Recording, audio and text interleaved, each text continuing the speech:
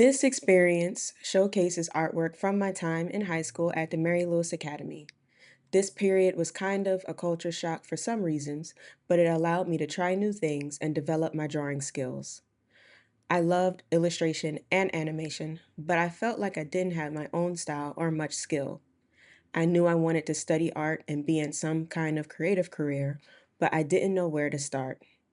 I was hand selected to be a part of the art major program, and I felt like this was my time to prove that I am good at art and it is worth studying.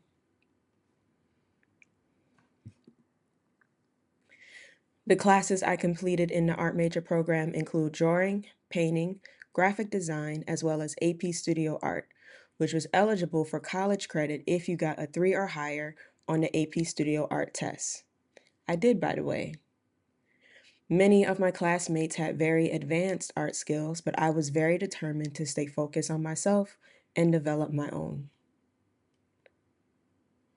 We were given very interesting prompts and free rein to create whatever we could within those guidelines.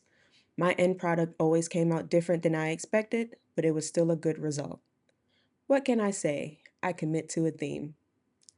I don't really have a favorite piece from this time because I kept surprising myself with each assignment, but here are a few highlights.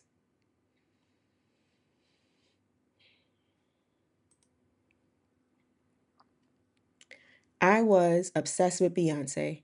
I think I drew her once a semester. If I had to draw a human, I would just draw Beyonce. I think that's why, for one project, my teacher said, no celebrities, draw a family member or yourself. My favorite Beyonce album, 4, came out when I was in high school, and I bought it from Barnes& and Noble. I think they overpriced it, but it was worth it to me. School and Life is a disco song, and this will make sense later.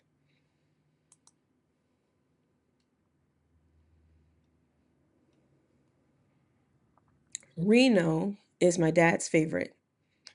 I like it because it's unlike anything I've ever done, even though I know it's not my best work. Perspective was a challenge for me, and it's not something I do now. Getting the architecture as close to right as I could took so much time. In order to complete the assignment on time, I just filled the signage with things I found interesting, not referencing the source image anymore.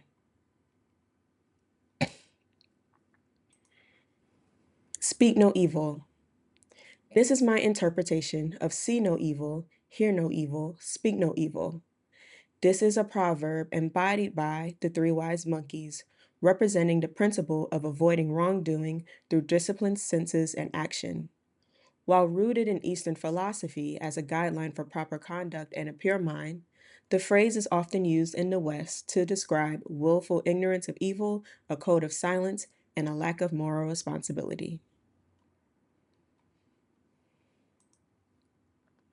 I didn't know it at the time, but Elizabeth Catlett created a lithograph print on wove arches paper of similar imagery entitled Links Together. It was created in 1996, the year after I was born. You can learn more about this through the Mojo Portfolio, a collection of limited edition prints by renowned African American artists.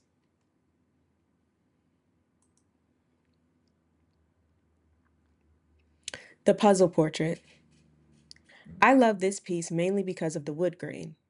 I also love it because the source image is my favorite school photo. It was the first one where I wore makeup.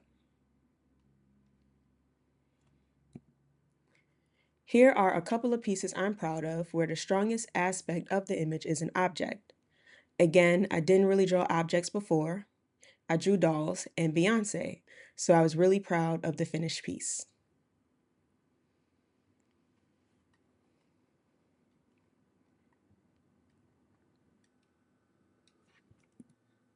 Alligator deer. I get the best reactions from this, and I love it. I'm also not an animal person, so I was surprised it came out so good. My favorite part of this image is the reflection in the water. Actually, this may be my favorite piece because I was the most surprised by the result. It is commonly said that acrylic paint is more forgiving than watercolor because it is opaque, allowing you to paint over mistakes, whereas watercolor is transparent and difficult to correct. I don't know why, but for me, it's the opposite. As long as I'm gentle with the paper, I can rework mistakes with watercolor paint. When it comes to acrylic, I just end up irritated with the lumpy surface. And this is why every now and then I would hear, "Wow, you have a really interesting mind."